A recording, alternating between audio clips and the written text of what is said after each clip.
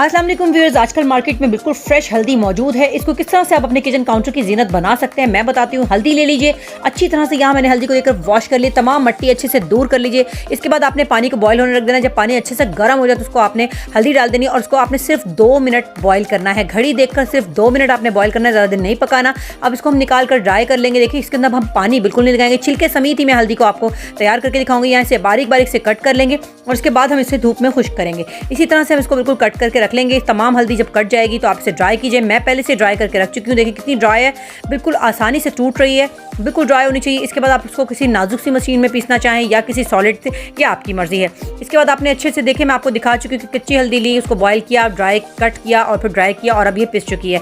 देख लीजिए कितनी शानदार हल्दी बनकर तैयार हुई है। हल्दी हमारे लिए बहुत ही फायदेमंद है, इसको आप इस्तेमाल कीजिए।